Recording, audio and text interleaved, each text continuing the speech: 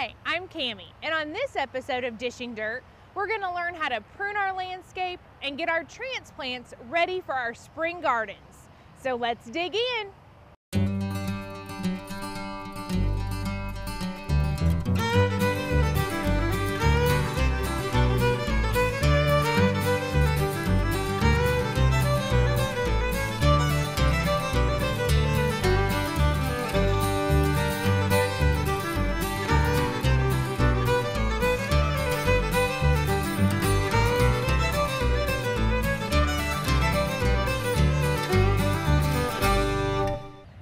Today we're here with Daniel, and I'm excited. We're going to learn about pruning, and so you can give us some how-to tips. So thanks for coming with us. Well, thank you for having me. I appreciate it. Good deal.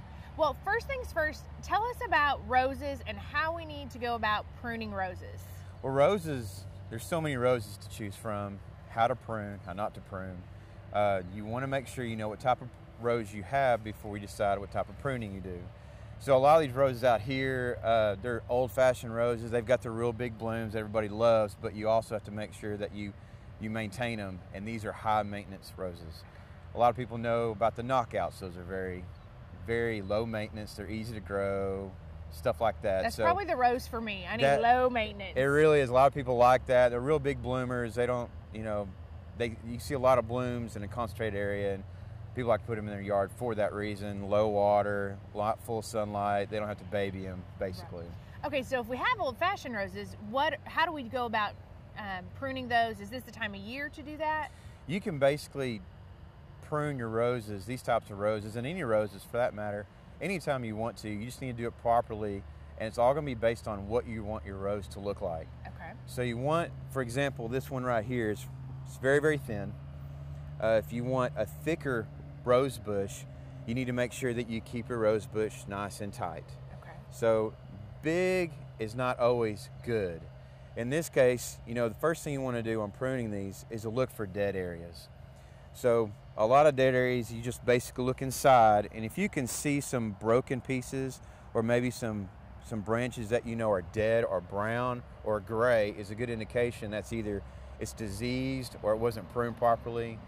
But you need to get it out, thin it out, and basically allow that nutrients to go out to all the other parts of the rose and make it even more pretty, and that's where you get your big bloom. Very good. So the first place I see one little area right here. It's dead, and it's basically it looked like it was broken.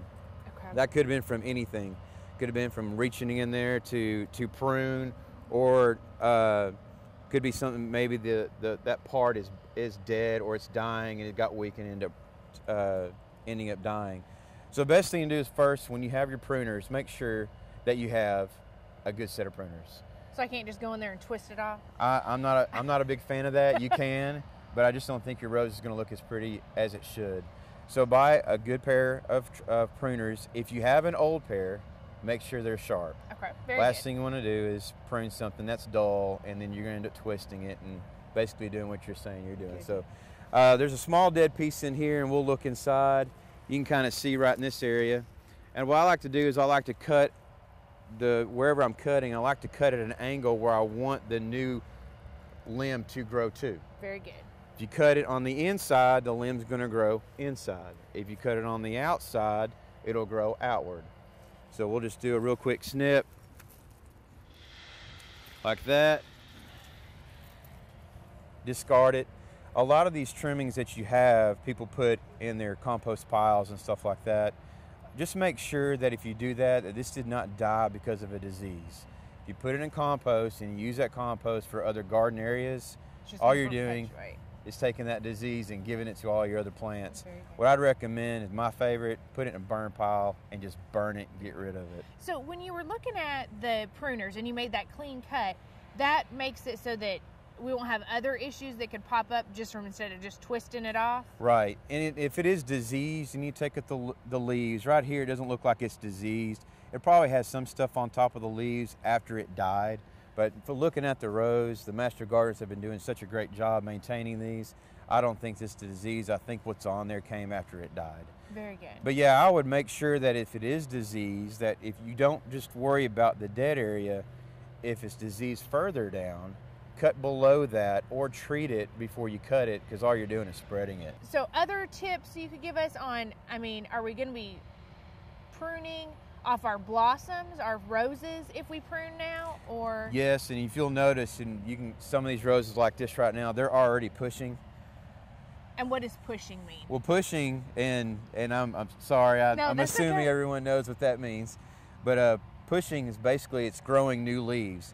About a week or so ago, we got a warm spell, and they decided to, hey, it's springtime, let's go ahead and push out our leaves so we can go ahead and start growing our blooms, growing our leaves. Unfortunately, it's wrong. So because it's cold right now. It's cold right now, and I think they're talking about snow and ice coming. That's kind of bad for the new, gentle, immature leaves. Right. Roses aren't, they're pretty hardy, but stuff like Japanese maples and stuff like that that have thinner leaves, that can usually hurt them and sometimes kill them. So we're just really needing a reason for the season when it comes to pruning. It could be that we had dead pieces in there, or we may get ice damage with this potential weather coming up. So you just kind of need a reason for the season. You can, and if you do see new leaves pushing out, you know you got some ice or bad weather coming, just do something as simple as take an old sheet, lay it on top of it, or some plastic. I know it doesn't look good, but it's going to be best if you do that. It protects the leaves, protects the shrub, and even though you might have a little bit of a time that's ugly, you'll have a whole lot better time when it is pretty when it comes out in spring. Well, I'm excited to be here with you today, again in the greenhouse. Glad to have you. So tell us a little bit about, in the month of February, what should we be doing to get ready for our garden? Well, here at the high school, we're in the process of getting ready for our plant sale. Back in December, we made cuttings off of different plants for the to do hanging baskets. I'll show you a little bit about that. And February and March is time to start planting seeds. Okay. So we are going to show you how we plant them here. There's several options that you at home can use, but I'm going to show you what we do here. Good deal. First of all, what I use is a media named vermiculite, and it's crushed mica that's been heated, has a great water holding capacity, and also a good aeration for root growth. It's very easy to get your plants out once they've established themselves and you're ready to transplant them into containers. You can also use sand, some other peat-based material like we have here in the hanging baskets. This is just what I prefer. I think it's easier to use, and it is sterile when it comes out, so you usually do not have to worry about any disease or insects or anything else, weed seeds being in it. What we do, you've got to be very careful not to plant them too deep, because when the seeds are germinating, everything that they are going to use until they start creating their own food through photosynthesis is going to be in that seed. So what I do, I make about a 1/4 inch row in here. Now you may be doing these individual, you might have little pots or cups that you're going to put them in, and that's fine too. Once again though, you don't want to get them too deep. I just take my package and just start tapping on it till they come out, bring it down the row. So they're pretty small seeds. They're very small. The smaller the seed, the shallower you plant it. Exactly. The bigger the seed, the deeper you plant it. That's generally the case, unless the seeds need light. If they need light and you know that, then you're going to have to place them on the top and make sure you keep them wet.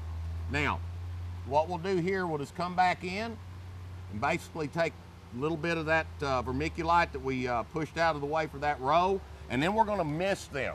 And you never want to use a true water breaker for this. When you do this, you don't want to displace this stuff. So what we use are these Faulkner nozzles. You can get them garden centers. The first one we generally start out with is a 1/2 gallon per minute, and they go up to 4 gallons per minute. Okay, so what's the other thing? I mean, you have your seed catalog here. Right. When we're picking our seeds, how do we know? I mean, because I get this and I'm all excited to get started. Right. What are some tips on picking out my seeds? Well, you want to get the plants that are going to fit your garden by all means. If you have a very small space, you want to probably go with a determinate type tomato. That means that they get supposedly to a certain height and kind of stop. The indeterminate are going to keep growing. A lot of people like the indeterminate because they think they produce more, and maybe over the entire season they do. What happens with the determinate, they seem to come in waves. You'll get a big flush of growth, and here come the tomatoes. You pick them, and then you don't have anything for another couple, 3 weeks. Then you get them again. So over the long run, it may end up about the same. I've really not done any test on that, but there are varieties. If you're wanting to plant them in containers, make sure you get a patio variety, or the ones with indeterminate short internodes, like a Better Bush, does have a tomato that really does get close to a slicer size. But most of the ones you're going to get that are patio tomatoes are going to be, you know, golf ball, maybe a little bit bigger, or your real true cherry tomatoes. Very good. Okay. Oh, and when you're germinating them, they need to have about 70 to 75 degrees. This media needs to stay that heat, or that temperature. If you have a little space heater, you can put wherever you've got these sitting underneath and let that heat it from the bottom. That's the best way to do it. Also, if you'll take and put a saran wrap across it to keep the moisture in, you won't even have to mist it again until you see them coming up. As soon as you see them coming up, take it off. It has to go. Okay, so we can do this in our home. Like in the greenhouse, you have all the right conditions because you're working really hard to do that. Right. In our home, we could do that with a space heater and like a little grow light. Little grow light. And as a matter of fact, we actually do take these in, and we will have them under grow lights until they're transplanted, and then they'll be brought out here in the packs. So when we get the transplant, how big does it need to be before I put it in like a container? What's the rule of thumb? When you see, and what you want to do, if you're using artificial light, you want to keep that light about 3 inches off of here. If you have the light 6 or 8 inches, they're going to try to grow to it. They're going to get very tall, and that means you're going to have a much deeper container to transplant them in, and it's a lot tougher. When you see the first two good leaves on it, and they're maybe 2 or 3 inches here, that's when you want to do it. If you let them get any taller, it's going to be real tough to get them to transplant. But do not grab them by the stem. You want to grab them by the leaves. That stem will crush very easily, and if you do crush it, there goes its water capacity to move the water up and down, and it's going to be history. Okay. Well, so that's good information about our seeds, planting our seeds. Let's kind of now go and talk about getting our containers ready for the spring.